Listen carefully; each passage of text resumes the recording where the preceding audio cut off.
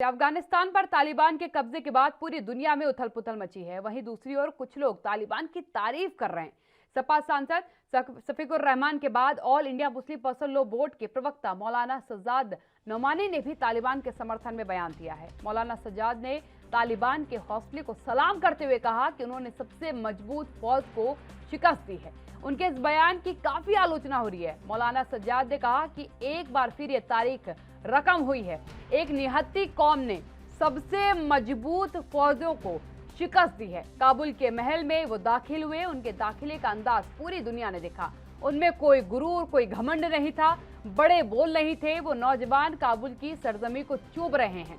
मुबारक हो आपको, दूर बैठा हुआ ये हिंदी मुसलमान सलाम करता है, आपके हौसले को सलाम करता है, आपके जज्बे को सलाम करता है।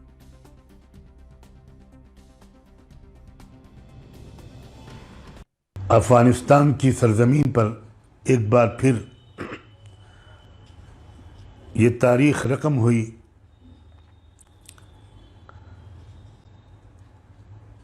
कि एक निहत्ती गरीब तरीन कौम ने, जिसके पास न साइंस न टेक्नोलॉजी न वसाइल न दौलत न हथियार और न तादाद, उसने पूरी दुनिया की सबसे ज़्यादा मजबूत फौजों को शिकस्त दी और बिलाखिर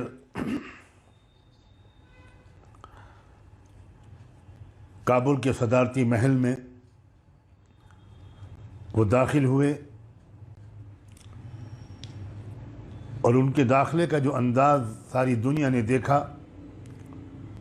उसमें कहीं भी कोई गुरूर, कोई तकब्बुर, कोई घमंड, कोई बड़े बोल नहीं नज़र आए।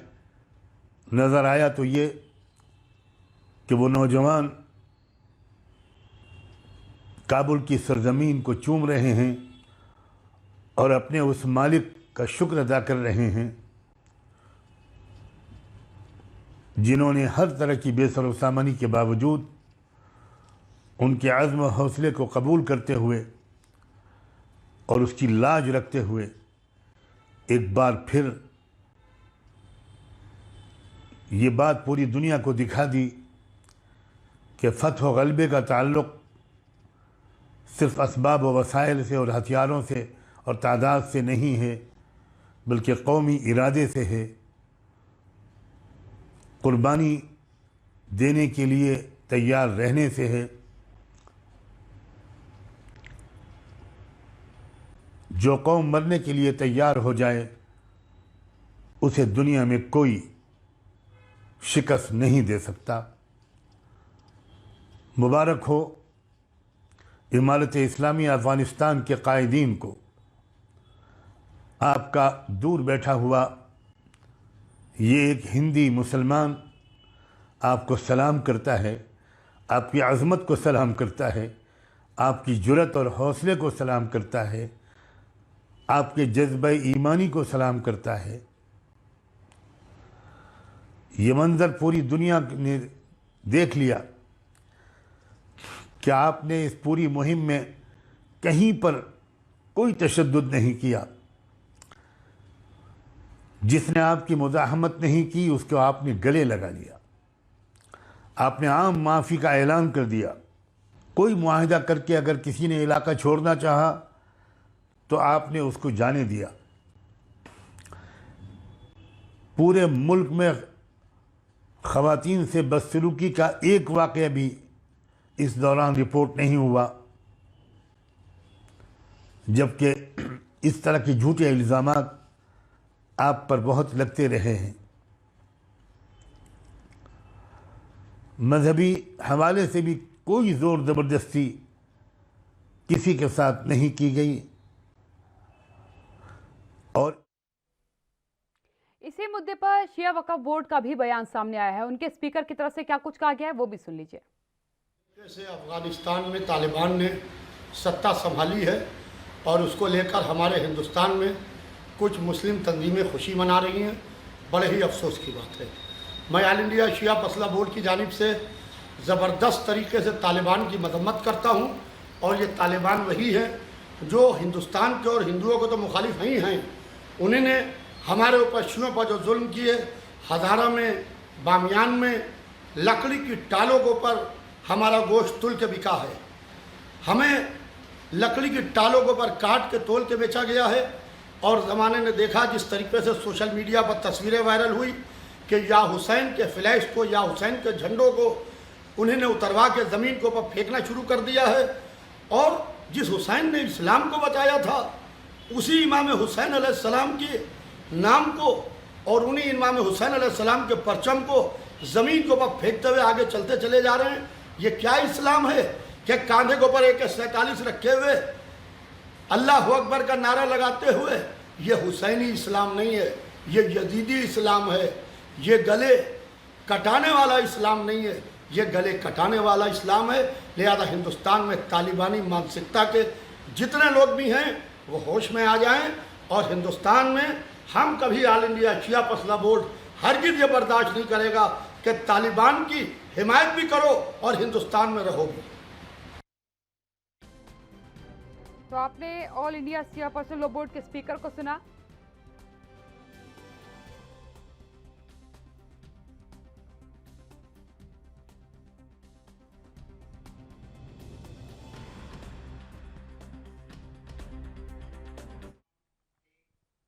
मेरे साथ मेरे मेहमान जुड़े हुए हैं, आपका परिचय उनसे कराती हूँ, चर्चा की शुरुआत करते हैं। विपिन शर्मा जी मेरे साथ जुड़े हुए हैं। इसके साथ ही डॉक्टर इंदुकांत दीक्षित जी भी मेरे साथ जुड़े हुए हैं, वरिष्ठ पत्रकार हैं, राजनीतिक विशेषज्ञ हैं। सबसे पहला सवाल मेरा विपिन जी आपसे होगा, क्योंकि बड़ा हैरान कर देने वाला है मसला है कि किस तरीके से हिंदुस्तान के अंदर बैठे लोगों ने तालिबान की गतिविधियों का समर्थन किया है। दुखद है, और इस तरीके से किया है कि कह दिया कि ना तो उन्होंने कभी किसी महिला के साथ कोई बदतमीजी की, जिसने चाहा वो अफगानिस्तान में रहना चाहता था वो रहा, जिसने कहा कि नहीं रहना उसे जाने दिया गया। जबकि तस्वीरें हमने देखी कि हवाई जहाज में लटके हुए लोग थे।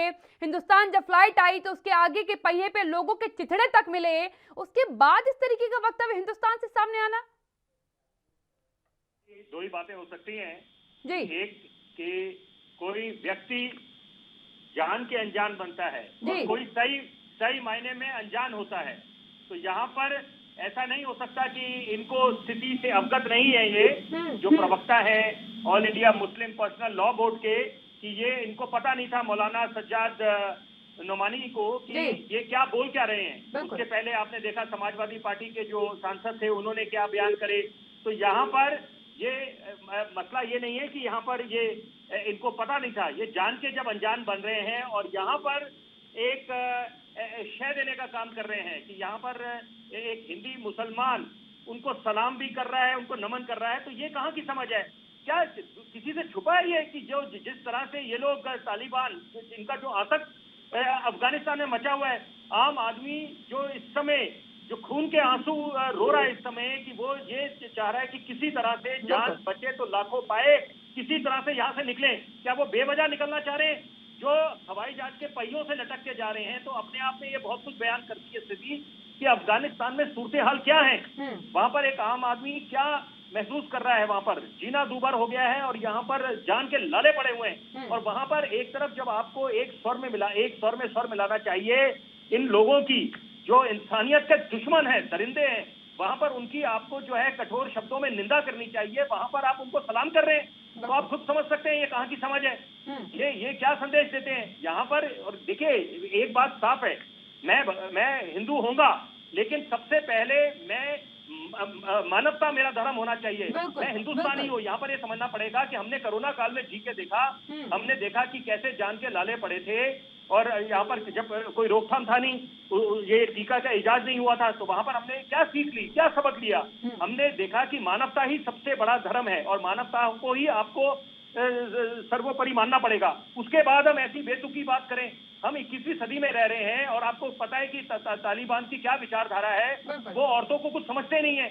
यहाँ पर हम महिला सशक्तिकरण की बात करते हैं, 21वीं सदी की महिलाओं, अगर आप यहाँ पर बच्चों के इम्तिहानों की बात करें, सीबीएसई बोर्ड की बात करें, 12वीं की परीक्षा के जो नतीजे आए, 10वीं के जो आए, वहां पर लड़कियों ने हमेशा, देखिए एक रिवायत रही है हिंदुस्तान में कि लड़कियों ने लड़कों को मात दी है यहाँ पर। तो हम लोग तो फख्र करते हैं इस बात पे, हम नाज करते हैं कि यहाँ पर कि हमारी बच्चियां जो हैं वो हमारा, उनसे हमारा सर भी ऊंचा होता है और हम लोगों को उन पे गर्व रहता है यहाँ पर। और यहाँ पर तो ये तालिबान की विचारधारा क्या है, तो यहाँ पर तो इसका मतलब साफ है कि आप तालिबान की विचारधारा को भी आप सलाम कर रहे हैं। क्या आप चाहते हैं कि जो महिलाओं को जो है आगे बढ़ने की बजाय वो और पीछे चले जाए?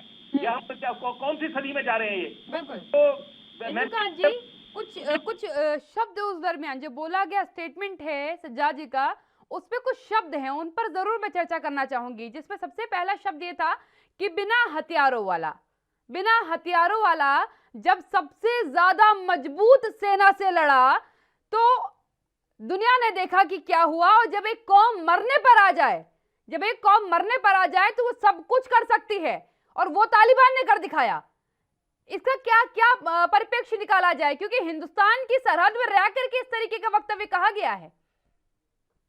जी, मैं ये समझता हूँ कि ये जो नोमानी जी का बयान है जी, ये जैसा अभी नितिन जी ने कहा है बिल्कुल शर्मसार करने वाला है और हमारे देश की संस्कृति और रवायत से बिल्कुल मैच नहीं करता है। इसका एक छोटा सा उदाहरण मैं दूंगा। आप देखिए, कश्मीर में 370 का जो एक अस्थायी प्रोविजन था उसको सेंट्रल गवर्नमेंट ने हटाया, तो नोमानी जी कहाँ थे? जो 3 तलाक की जो एक कुप्रथा थी उसको जब हटाया तो नोमानी जी कहाँ थे?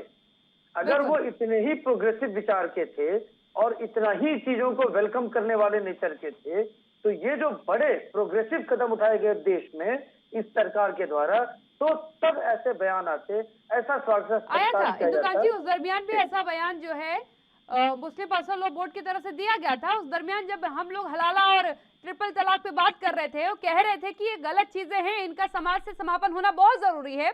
उस समय मुस्लिम पर्सनल लॉ बोर्ड की तरफ से कहा गया था कि महिलाएं कम अक्ल होती हैं। मैं कोट कर रही हूँ शब्द को, कि ये बात कही गई थी कि महिलाएं जो होती है वो कम अक्ल होती हैं, इसकी वजह से, ये सुप्रीम कोर्ट में कही गई स्टेटमेंट थी उनकी। उसके बाद पता चलता है कि किस मानसिकता के लोग हैं ये। कि जब महिलाओं के साथ, जो अभी शर्मा जी कह रहे थे, कि जिस तरह का व्यवहार अफगानिस्तान में हुआ, जब 1995-96 से लेकर के 2000-2001 तक वहां तालिबान का शासन था, तो क्या किसी से छिपा है कि उन्होंने महिलाओं के साथ कैसी बदसलूकी की? पूरे इस्लामिक वर्ल्ड में एक अफगानिस्तान ऐसा देश रहा है काव्या जी, जहाँ पे 1960-70 के दशक में महिलाओं को वो आजादी थी जो आज भी कहीं बहुत डेवलप्ड कंट्रीज में भी मुसलमानों में, इस्लाम में महिलाओं को उतनी छूट, उतनी स्वतंत्रता नहीं है। और उस अफगानिस्तान को उन्होंने किस तरह से बिल्कुल कूड़े कबाड़ में, बिल्कुल खंडहरों में तब्दील कर दिया, और जितनी भी ऐतिहासिक चीजें थी वहां पे उनको नष्ट कर दिया था तालिबान ने। उस तालिबान का नोमानी जी स्वागत करते हैं, और आप ये देखें कि किस निगाह से उस टीवी चैनल को देख करके, उन खबरों को देखकर, जिनको नोमानी जी ने खुद जाकर के वहां पे अफगानिस्तान में क्या टेस्ट किया। मेरा तो फंडामेंटल सवाल है कि आप किसी चीज को एप्रिशिएट या उसकी क्रिटिसिज्म अगर करेंगे तो पहले आप फर्स्ट हैंड इंफॉर्मेशन तो ले लें। वहां से जो तालिबान की फोर्सेज आई हैं, जो उनके आतंकवादी और उनके नेता पहुंचे हैं, वो जिस तरह से दुनिया को दिखाना चाहते हैं, टीवी चैनल्स में उन्होंने कैप्चर कर लिया। अफगानिस्तान की रेडियो और दूरदर्शन, उनके जो टीवी है उसको कैप्चर कर लिया। वहां उनके लड़ाके हथियारों के साथ घूम रहे हैं, लोगों ने दुनिया में देखा। वहां जाके वो अपना इंटरव्यू करके अपनी शराफत का ढिढोरा पीट रहे हैं, और यहाँ से नोमानी जी वो देख करके एक दिन में वेलकम कर रहे हैं। मेरा ये मानना है कि दुनिया में जैसे खलीफा जो होता था टर्की में, उससे नंबर बढ़ाने के लिए हमारे देश में गांधी जी तक ने जब अपने आंदोलन में मुसलमानों को जोड़ना चाहते थे, तो आपको मालूम होगा, इतिहास इस बात का गवाह है कि उन्होंने खिलाफत आंदोलन चलाया, उसको सपोर्ट किया, सिर्फ इसलिए कि एक मुस्लिम वर्ग हमारे साथ खुश होकर जुड़ जाए। उसी तरह से इस समय तालिबान के इर्द गिर्द उसको फोकस मान करके इंटायर मुस्लिम वर्ल्ड, अरब के कुछ देशों को, सऊदी अरबिया को छोड़ दीजिए, तो वो लोग उनके चारों तरफ इकट्ठा होने की कोशिश कर रहे हैं और नंबर बढ़ाने के लिए अनाप शनाप उनके स्वागत के बयान दे रहे हैं। बिल्कुल।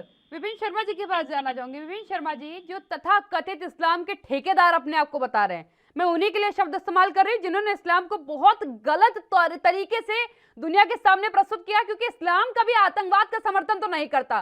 सज्जाद जी कौन सी इस्लाम की किताब पढ़ रहे हैं, कौन सी कुरान पढ़ रहे हैं, वो भगवान जाने, लेकिन ये तो है कि जो अल्लाह की लिखी हुई कुरान है वो ये नहीं पढ़ते, क्योंकि अगर ये पढ़ते तो अहिंसा का साथ तो कभी नहीं देते, किसी के रोने पर ये हंसी नहीं निकालते, किसी के AK-47 उठा देने पर ये उसको अधिकार की लड़ाई ना कह रहे होते। और इसका मतलब बिल्कुल क्लियर है, क्योंकि एक जो प्रतिनिधित्व कर रहा है किसी समुदाय का, किसी संप्रदाय का, वो अगर इस तरीके का वक्तव्य देता है हिंदुस्तान जैसे देश में जहां विभिन्न संप्रदाय रहते हैं, तो नाराजगी पैदा होती है लोगों के अंदर। क्योंकि इससे पहले जो सपा के सांसद थे वो भी इसी संप्रदाय से आते थे जिन्होंने ये वक्तव्य दिया है, तो नाराजगी आ जाती है लोगों के अंदर। क्या इन्हें इस बात का ख्याल नहीं रखना चाहिए? गैर जिम्मेदाराना बयान इन्होंने दिया और ये बहुत गलत संदेश देते हैं। देखिए, जब एक ऐसे आप ओहदे पे आते हैं तो वहां पर आप रोल मॉडल की तरह आपको लिया जाता है, और अगर आप रोल मॉडल बनकर ऐसे बेतुके आप बयानबाजी करेंगे तो आप खुद समझ सकते हैं इससे किसका नुकसान होगा। और यहाँ पर देखिए, एक बात समझ लेनी चाहिए, मजहब नहीं सिखाता आपस में बैर रखना। और हमने कोरोना के बाद खास तौर पे देखा कि मानवता को आपको सबसे ज्यादा तवज्जो देनी चाहिए कि हम लोग सबसे पहले मानव है, कोई मंगल ग्रह से तो आए नहीं है यहाँ पर हम लोग। यहाँ पर हम एक दूसरे के ऐसे जान के दुश्मन पड़ जाते हैं, सियासी रोटियां सेकने के चक्कर में बस एक दूसरे पे आरोप प्रत्यारोप लगाना शुरू कर देते हैं। ये भूल जाते हैं कि यहाँ पर जनमानस से जो जुड़े मुद्दे हैं उसको भी आप नजरअंदाज कर देते हैं। इसमें क्या कोई दो राय होनी चाहिए कि जिसकी आपको निंदा करनी चाहिए, एक मंच पे आप सब लोगों को खड़ा होना चाहिए और बोलना चाहिए कि जो ये इन्होंने इंसानियत के दुश्मन है ये लोग तालिबानी, और जो आतंक इन्होंने फैला रखा है। और ये निश्चित बात है, मैं काव्या जी इसमें कोई शक शुबा नहीं है कि कोई भी आप किसी भी कोई भी आतंक या आप किसी भी एक धर्म के साथ नहीं जोड़ सकते, कोई भी धर्म ये नहीं बोलता कि लेकिन यहाँ पर आप एक देखिए कि ये जब नेता ऐसे यहाँ पर किसी भी संस्था के नुमाइंदे प्रवक्ता ऐसे बयान देंगे तो उससे क्या संदेश जाएगा। और हम बार-बार देने वाले का विषय है कि उस पर्टिकुलर राजनीतिक दल की तरफ से उस सांसद के बयान का खंडन तक करना जरूरी नहीं समझा गया, ये तक नहीं कहा गया कि आप सार्वजनिक तौर पर माफी मांगे, आप स्वतंत्रता सेनानियों का अपमान कर रहे हैं। और छोटे से ब्रेक लिए उसके बाद जवाब लूंगी।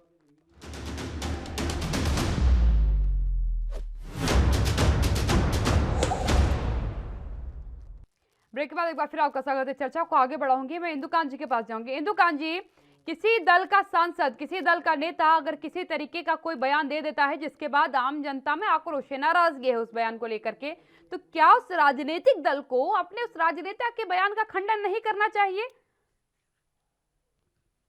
मैथिली शरण गुप्त, राष्ट्र कवि मैथिली शरण गुप्त जी ने कहा था, अन्याय सहकर बैठे रहना यह महादुष्कर्म है जी। न्यायार्थ अपने बंधु को दंड देना धर्म है। आपका कोई मित्र भी अगर न्याय के लिए उसको दंड देना है तो धर्म है। तो आपकी पार्टी का सदस्य है, चाहे वो आपका अपना भाई भी सगा हो, लेकिन अधर्म की बात करता है तो उसका विरोध करना चाहिए और जो आवश्यक दंड है उसको दंड देना चाहिए। संस्कृत में एक उक्ति है काव्य जी कि धर्म एव हतो हंति धर्मो रक्षति रक्षितः तस्मात् धर्मो न हंतव्यो मानो धर्मो हतोवती। जब धर्म की आप रक्षा करते हैं तो धर्म आपकी रक्षा करता है जी। लेकिन यहाँ तो आप देखिए कि अधर्म की रक्षा की बात कर रहे हैं। बिल्कुल ठीक कहा विपिन जी ने कि जिस तरह से तालिबान ने पूरे दुनिया में गदर मचाया, जिस तरह से आतंकवाद की आईसिस से भी पहले वो जननी बन के उभरे, जिस तरह से उसी अफगानिस्तान में उन्होंने अलकायदा को पाला पोसा, जिस तरह से उन्होंने पाकिस्तान के कई तंजीमों को, आतंकवादी तंजीमों को पाला पोसा, अब उनका इस तरह से खैर मकदम किया जा रहा है दुनिया में अपने अपने स्वार्थ के लिए। चीन ने किया, पाकिस्तान तो उनको लेकर के ही आया, लेकिन भारत जैसे देश में, इस तरह की संस्कृति वाले देश में हम कहते हैं कि आप किसी का भी अगर हृदय परिवर्तन हो जाए, उसका चाल चलन बदल जाए तो आप उसका स्वागत कर सकते हैं। लेकिन पहले आप देखें तो कि क्या उनका वाकई चरित्र बदला, क्या इंसानियत उनके में आ गई। इस ढंग की कल्पना करना तो कोरी कल्पना है। आप ये सोचिए कि ये ऐसी बात है जैसे अंधेरे में रात के समय आप सूर्योदय की कल्पना करें, ऐसी कल्पना है। लेकिन फिर भी अगर सूर्योदय आपको दिखता है, दिख जाए, तब आप उसकी प्रशंसा करना, वेलकम करना। लेकिन अभी तो it is too early to welcome जी। बिल्कुल, मैं विपिन जी के पास जाना चाहूंगी। विपिन जी, क्या मायने निकालूं मैं, क्योंकि कुछ तो अर्थ होगा। यूं ही तो नहीं कह दिया भारत के अंदर बैठे राजनेताओं ने, बड़े बड़े चेहरों ने कि तालिबान ने जो किया काबिले तारीफ है। कुछ तो अर्थ जरूर होगा, क्योंकि यूं ही कुछ भी नहीं कहा जाता है।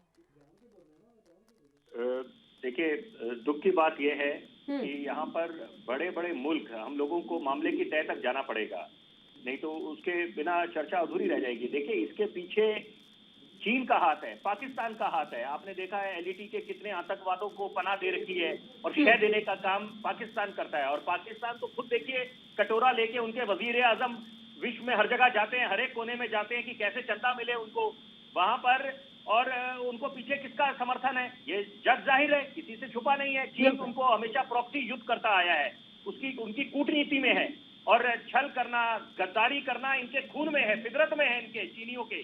तो वो, और देखिए हिंदुस्तान की सेना ने कितना मुंह तोड़ जवाब दिया, इन चीनियों के दांत खट्टे कर दिए। जब पिछले वर्ष इन्होंने एलएसी पे अतिक्रमण करने की कोशिश करी, इनको पीछे खदेड़ दिया। और ये समझ लेना चाहिए कि इस समय जो इतने वर्षों से, देखिए जब यहाँ पर अमेरिका के ट्रूप्स डिप्लॉयड थे, वो यहाँ पर जमे हुए थे 20 साल, एक अपने बहुत ही लंबा ये एक समय था और उसके बाद, उसके पहले आपने देखा कि कैसे 9/11 कैसे हुई थी। उसके बाद जब ये कोई ऐसा तो नहीं है ये बेवजह है यहाँ पर अफगानिस्तान में, तो यहाँ पर ये समझना पड़ेगा कि उसके पहले आप रूस के देखें, सोवियत यूनियन, उनका क्या हाल हुआ 90 में और 90 के दशक में कि यूएसएसआर जब बिखर गया पूरा, एक सोवियत यूनियन हुआ करता था, उसके बाद क्या हालत हुई वहां पर।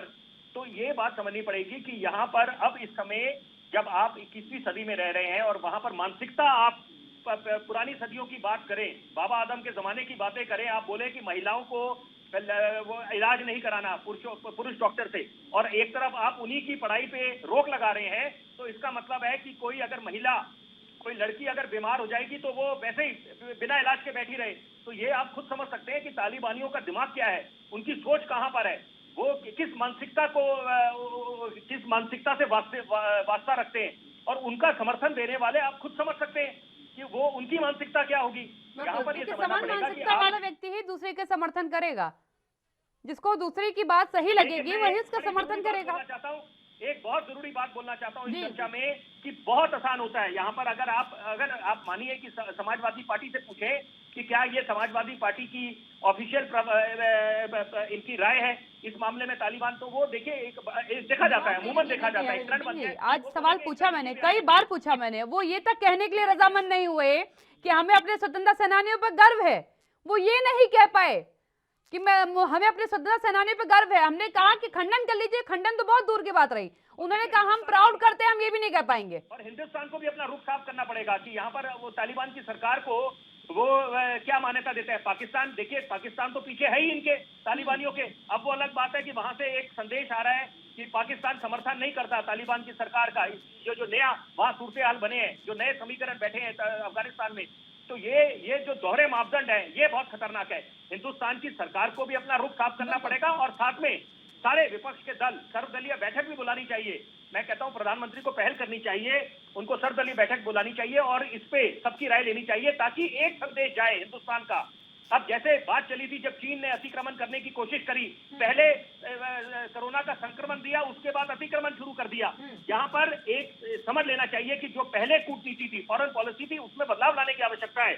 जिनजियांग, ताइवान, तिब्बत, हांगकांग को अब वो वक्त आ गया है कि हिंदुस्तान को खुल के समर्थन देना पड़ेगा और चीन को उन्हीं की भाषा में जवाब देना पड़ेगा। और यही बात है पाकिस्तान के साथ भी वही है, जो चुनौती बना के बैठा है जिसपे हम कभी भरोसा नहीं कर सकते। और यहाँ पर अब जो नई चुनौती आई है, देखिए एक बात मैं जरूर बोलूंगा फिर, क्योंकि दीक्षित साहब ने जो बातें बोली है मैं 100% इनके साथ इत्तेफाक रखूंगा। बहुत बढ़िया बातें इन्होंने पहलू लेके आए हैं चर्चा में। यहाँ पर एक बात जरूर बोलनी पड़ेगी जिसकी जरूरत है कि यहाँ पर तालिबानियों के साथ, देखिए कूटनीति के तहत आप क्लोज डोर पॉलिसी नहीं कर सकते। उनका जहां पर आपको उनका खंडन करना है या अपने यहाँ पर कुछ जो लोग हैं यहाँ पर जो समर्थन कर रहे हैं उसको तो कठोर शब्दों में उनका खंडन करना ही है, विरोध करना ही है। लेकिन साथ साथ कूटनीति जो है वहां पर हम लोगों को उनको यही बात है कि उनकी समझ पे भरोसा करना पड़ेगा। जो यहाँ पर हमारे जितने विद्वान बैठे हैं, क्योंकि कारण यह है कि आप क्लोज डोर पॉलिसी नहीं कर सकते तालिबान। अगर तालिबानियों ने जाके, जो देखिए जिसका अनुमान लगाया जा रहा है और जिस आशंका को आप नजरअंदाज नहीं कर सकते यहाँ पर कि चीन पीछे है और पाकिस्तान है, तो ऐसी स्थिति में हिंदुस्तान का एक और बड़ा दुश्मन बन जाएगा तालिबान। तो यहाँ पर बहुत सोच समझकर जो भी हिंदुस्तान कदम उठाता है, क्योंकि आपने अपने जितने ऑफिशियल्स थे उनको तो रिकॉल कर दिया, आपने देखा कंधार में क्या हुआ, मज़ार-ए-शरीफ में क्या हुआ, काबुल में क्या हाल चल रहा है इस समय रहते कर दिया।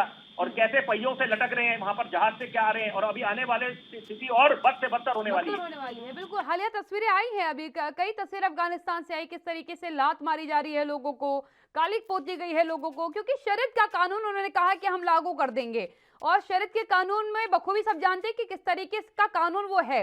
मैं इंदु कांत जी के पास जाना चाहूंगी। इंदु कांत जी, अगर मैं भारत के परिप्रेक्ष्य में इन बयानों को देखूं तो क्या आपको नहीं लगता कि राजनीतिक दलों में अगर कोई भी राजनेता, मैं हर राजनीतिक दल की बात करती हूं, अगर किसी राजनीतिक दल का कोई राजनेता हिंदुस्तान के सम्मान पर आंच लेकर के आए तो उसका बहिष्कार होना चाहिए, उसका विरोध खुल करके होना चाहिए। वो क्योंकि सपा ने कहा है इसलिए उसका विरोध होगा, और किसी और राजनीतिक दल ने कहा है तो उसका विरोध नहीं होगा। बहुत छोटे से कमेंट करिएगा, जल्दी से, समय समाप्त हो रहा है मेरे पास।